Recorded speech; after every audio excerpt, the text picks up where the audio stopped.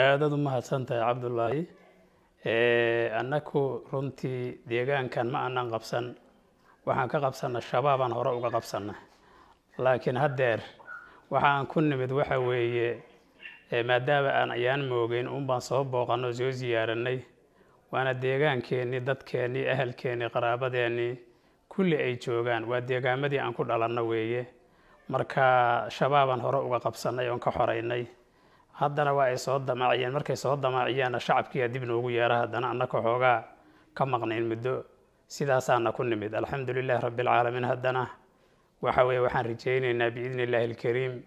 in damacoodii ay soo damaacinahayeen ee dariiqyada ka jarahayeen oo meesha ka baxo sheekh maxamed war-saxaafeed aad soo saarteen waxaad ku sheegteen in cadowgiinnu uu al-shabaab yahay haddiiba ay sidaa tahay maxaad u aadi weyseen deegaanada ay al-shabaab ku sugan yihiin ee gobolka galguduud ama maamulka galmudug uga gacan sii weyseen la dagaalanka al-shabaab waa mahadsantahay runtii shabaabka waxa weeye dagaal oo dhamna uu yahaaba iska aad maahan waa inaad saldhig leedahay gurceel iyo gobolladani waxay ahaayeen inta aan xorayno hore u xoraynay inta xorta ah waa meeshii bayskii laga duulaya weeye maqcadkii ciidanka weeye markaasaa ayaka deegaamada ay haystaan laga saari karaa laakiin qof hawada jooga oon dhul haysan dhul kale ma difaaci kara mana xoray karo sidaa darteed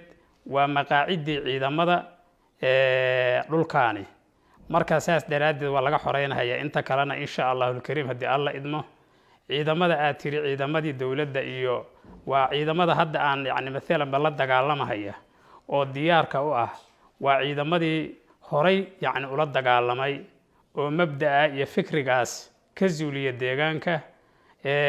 ahlu sunna waljamaaca ka bacdina aan qayb ka mid ah dowladda aan ku wareejinay oo aan doonayna markaas deegaamada galmudug laga haysto in la xoreeyo oo dowladdu awood noo siyaadido laakiin nasiib darro dacfi bay u siyaadida deegaankiiyo waa la moodna qosa weyday buu yidhi inay inta ku taageerto aan deegaankan ka haysto sida ceelbuur oo kale ceeldheer oo kale galhareeri oo kale xaradheer oo kale degmooyinka laga haysto galmudug inay wax ka xoreeyaan waa midii qasadkeennu ahaa laakiin waa noqon weysay markii ay noqon weyso ciidankii laftiisu ay ku hankaageen oo arrintaasu ay dhacday waxaa dhacday inay ciidankii iyo shacabkii dib isu abaabulaan oo ay dhahaan aan dadka iska xorayno sida aad og tahay gurceel iyo dhuusamareeb inta ka dhaxayda waad ogtahay waxa ka jira oo kala go'day dee dariiqyadiioo la mari waayey wax walbaa iska yimid marka meeshii horumar laga rabay ayaa gadaal taraajuc u noqosho gadaal loo noqdaa timid arrinkaasi marka waxaa yacni dhashay in laysu dhawaaqdo la yidhaahdo aan iska kaashano nimankoo aan iska difaacno cidna uma maqna ceelna uma qodne sidaasaa arrintaasi ku timid marka mar kastana annagu waxaan leenahay dowladda federaalka ah maamul goboleedyada ha ka taageerto siday isu difaaci lahaayeen oo ay deegaamadooda u hormari lahaayeen waayo maamul goboleed kasta cudud iyo caqli iyo cilmi intaba waa dhex taallaa kaabiday u baahan yihiin federaalka uu kaabo laakiin inay dana khaasa ka yeelato danahooda ay ku caburido maahan uma baahno ama ciidamo dana gaara ay ka leedahay ay ka soo dejido oo ay ku caburiso ama ay dagaallo kaleeto kii shabaab aan ahayn ka dhaliso waxba taasi dan maahan waxa waaye dibu noqod weeye sheekh maxamed ilaa hadda inagu ma hayno meel intay dadku isugu yimaadeen ay idinkaga codsadeen inaad ka gacan siisaan la dagaalanka al-shabaab marka iyay tahay cidda idiin dirsatay hawshan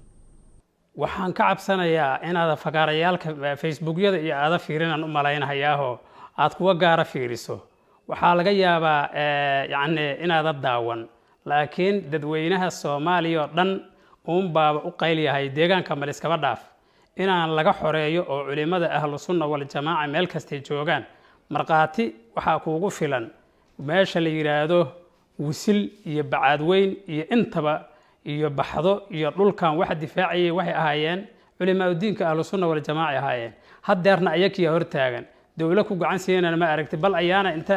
yacni la ag tegayoo laysku sawiraa laga tegay annakuna hadda waxaas ma naqaan daacadnimaa naqaanaa lilaahi ah waxaan laqdaba lahayn waxaan annaku doonaynaa marka waxa waaye alxamdulilaahi dadkaas deegaamada jooga markhaati kuugu filan oo annaku dadkan ka mid ahayn ah culimadeennii ah mashaaikhdeenii ah ardadii talaamiiddii aan waxbaraynay ah oo iskaashado mabda ku dagaalamaya laakiin cid gacan siida oo daacadaho nimankaas in deegaamada laga zuuliyo diyaar u ah unbay leeyihiin ma haystaan dowlad gacan siida in la hodo maahan maamul kaleeto gacan siiya ma haystaan meel cidlaha looga dhaqaaqay waa ogtaa adiga laftaadu maamulkana hadda deriska nala ah oo Puntland aadan ugu mahad celinayaa sidii ay nooga taageereen yacni ay dhaheen waa in galmudug iska difaacda al-shabaab oo annaku saa isaga difaacna aad isaga difaacdaan oo ay ku deeqeen baabuur teknika ah oo ay ku deeqeen yacni qalab raashin wax walba ay ku deeqeen baabuurtii aan islahayn waxaa la gey doonaa wisil iyo bacaadweyn iyo baxda ayaa la gey doonaa in lagu soo xareeyo dhuusamareebo baqaar meel inta lagu shubay markii annaka deegaankiina loo kaga jeedana lala soo aaday oo annakii hadda lafteed ma shabaab baana annaku waxaan ku baaqna shabaab halala dagaalamee marka waxaad moodaa afkaartii shabaabka arrin ay gadaal ka curunayso ayaad moodaa markii dadkii saas loola dhaqmay gacan haatintoodaanba ku soo noqonay inkastoo dal shisheeye joogidiisa yacni aad joogto markaad meelahaas joogda idaacadaad ka dhegaysanaysaa waa idaacaddii waddankaaga af soomaaligaad dhegaysanaysaa waxaad dhegaysanaysaa waddankaagii akhbaartiisa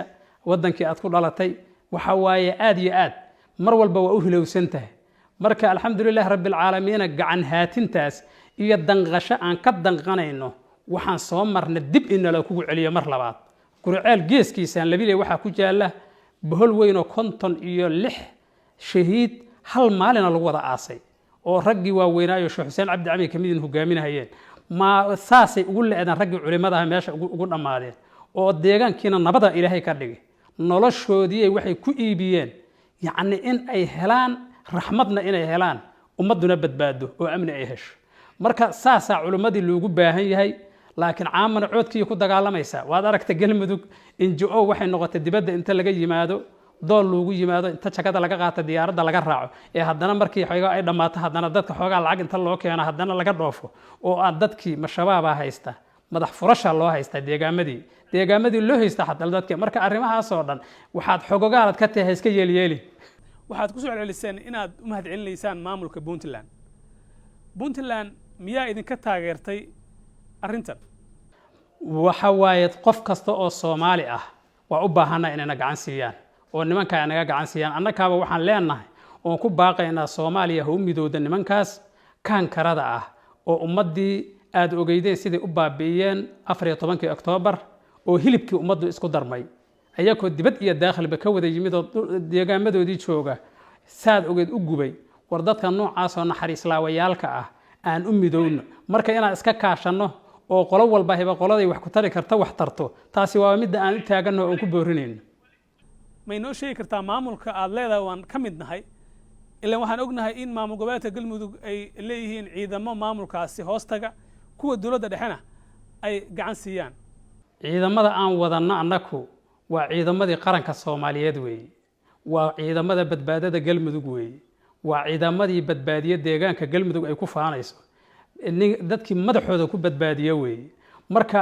galmudugna annaka dhuusamareeb isugu keenay annaka yacni gogasho u dhignay systemka wixii ka khaldamana in la saxo waa midaan u taaganahay in la saxo aan lagu danaysan waa midaan u taaganahay waaya Sheekh Maxamed aad baan ku fahmay maamulka galmudug ee uu hogaamiyo madaxweyne Axmed Qorqor ma aqoonsantiin maamul goboleedka galmudug waa midkii aan aasnay oo u tanaasulnay systemka cidii ku danaysatay oo yacni dan gaar ka raadsato oo aan dadku u danaynayna waa la wada arkayaa waana saxaynaa hadii Alle hadalkaaga ma ku micnayn karnaa in aad maamulka aqoonsantiin balse hogaanka maamulka ee uu madaxweynuhu ugu horeeyo aydan aqoonsanayn maya wixii xunna kuma taageersanin wixii wanaagsanna ku taageersanna Sheekh Maxamed waxa idinku eedeynayaa in abaabulkan ciidan ee aad wadaan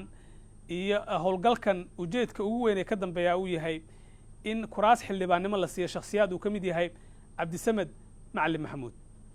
maxaad uga jawaabaysaan eedda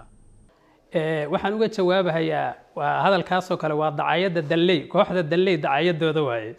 marka oo raba dad israba ama wada dhashay ama waalid iyo walaal isu ah ama yacni niya xaaskiis ah inay ku kala gooyaan dalleyda dacayadoodii waaye taas jawaabteedu intaas uga gudbaya muddadii aad gacanta ku hayseen deegaano ka mida maamul goboleedka galmudug dad badan waxay idinku eedeeyaan in dadka iyo deegaankuba dib u dhac xoog leh uu ku dhacay tan iyo markii maamulkan dib loo dhisana waxaad og tahay in isbeddel uu ka bilowday deegaanadii waxaaba laga yaabaa in sidii la rabay aanu noqon uu tartiib tartiib ku socdo hase yeeshee markaad eegto magaalada caasimadda ah ee dhuusamareeb noloshii way isbeddeshay magaaladiina way dhismaysaa deegaanada kaloo deegaanka ka mida maamul goboleedka galmudugna sidaasi oo kale ayaa dadku ay rajo uga qabaan inay isbeddelka qayb ka qaataan maxay tahay waxa idinkaga muhiimsan in dadka iyo deegaankuba uu hormaro dowladnimadan uu qayb ka noqday aad raadinaysaan waa mahadsan tahay cabdullaahi runtii waxa waaye qofbas waxba u yaqaanaa horumarka markii ahlu sunna ay joogtay amniga waad ogeed sida uu ahaa dariiqyada iyo guryaha iyo magaalooyinka oo dhan bannaankaa la iska seexanayay bal waa lala yaabanaa amniga deegaamada si uga sugnaa dhismaha aad sheegaysana kii ka socda markaasaa badnaa iskaba dhaaf midkaan hadda khaaska ah oo qof walba uu yacni wax samaysanahaye mid guudoo hadda galmudug laga sameeyey annaka bacdigeena waaba la isweydiinayaa adiguba dibadda adoo joogay inaad u jeedda anigu ma aqaan oo aad aragtay marka galmudug waa xogogaalan u nahayo waa naqaanaa deegaamadoodaa naqaanaa waxa alla wixii yani dadkii ka soo shaqeeyaan ahayn dadkii mas-uuliyiintoodaha baan ahayn marka horumarkeeda midka ugu weyni waaba amniba mid amnina waa midii ay haysata asagiina waa la tirtiray meel lagu kala qaxayo qof walba heba waaba iska niyad jabay oo yani markii qaraxii lagu sameeyey waddadii ay go-an tahay guriceel waa caasimadii ganacsiga galmudug wey ha ahaatee kaala hadda waa kana fiir shabaabkiiya inta xoolihii ka aruursada ayuu suuqii wuxuu ka qaadahaya canshuurta ay ka qaadaan oo kale uu ka qaadanaya asagiina markaasaa ninkii xeradiisa labada riyood ridna shabaab uu ka qaata tii kalena uu soo saartaa meesha lagu wada gadahaya arrinkaasina arrin waxaa waaye mas-uuliyad darraa wax mas-uulahoo ka hadlaana arki maysid arrinkaa marka dhibaatada ah oo saasa horumar miyaad adigu u taqaanaa maya horumar maahan qof caqlihina u fahmi maayo horumar u fahmi maayo waa dibudhac meeshii ugu hooseyda waaye marka dibudhacaasna waa midda aan leeyahay sida uu ku yimid iyo sababta keentay waa in layska warsadaa lagana wada hadlaa deegaanka iyo dadku deegaanka iyo yani dadka waa ka dhexeeya reer galmudug oo dhan waa ka dhexeeya dowladda federaalka soomaaliya wixii markaa galmudug ay uga baahan tahay inay ku taageerto oo ay maalan yani ku gacan siido waa waxa loo baahan yahay laakiin wixii dhibaato u keenaya galmudug wixii dhibaato u keenaya maamul goboleedyadoo dhan in ay ka daayaan waa midda anugu baaqno mar walbaba marka aad ugu mahadsanta sheekh maxamed waxaad og tahay in markii ugu dambeysay la dhisayay maamul goboleedka galmudug ciidamadii ahlu sunna la qarameeyey oo maamulka lagu daray xildhibaanana waxaad ku leedihiin maamul goboleedkan galmudug maxay tahay sababta qasbaysaa in aad mar kastaa dib u soo laabataan waa mahadsan tahay horta annaku waa joognaa dib uma aan soo noqnaba aanaa ma teginba waan joognaa annaku waxaan u joognaa hadafkeenu uu yahay deegaamada iyo dadku inay badbaadaan diinan wa dunyanba inay u badbaadaan waaye waxa laga badbaadinayo oo ugu daran hadeerna waa nimanka khawaarijta oo al-shabaab wey marka badbaadadaasaan u joognaa dadka barnaa oo dadka aan u sheegnaa hadday xagga waxbarashada tahay haddii ay tahay qofka fikrigiisa la badbaadiyo waad aragtay ilmo yaryaroo lagu qancinayo inuu asagu naftiisii isqarxiyo madaxa iska jaro aa lagu qancinayaa deegaamadan kama aysan jirinin in maalan ba arrimaha noocaas oo kaleeta dadka la baro hadeertaan waxa waaye afkaartii ayaa soo dhex gashay deegaamada oo dhan waxaan doonaynaa waxyaabaha noocaas oo kale in lagala dagaalamo maamul goboleedyada ugu baaqnaa dowladda federaalka aan ka gacan siinaynaa hadafkeenna annaka iyo ujeeddadeenna aan annaku doonaynaa waxa weeye in lala dagaalamo si wada jir ah nimankaa kaankaraha ah ee ummaddii ibaadinayo oo baabi'inayo cidna aan reebaynin in lala dagaalamo oo deegaamada laga dahiro wixii afkaartaa ka soo noqonahaya yani la yiraahdo ka soo noqda wixii aan ka soo noqonayna yani lala dagaalamo oo dadkii laga ilaaliyo waxaa weeye runtii wax waajib oo nasaara waay annaguna mas-uuliyiintii waxaan nahay xaggii diintii wax laga weydiinahayay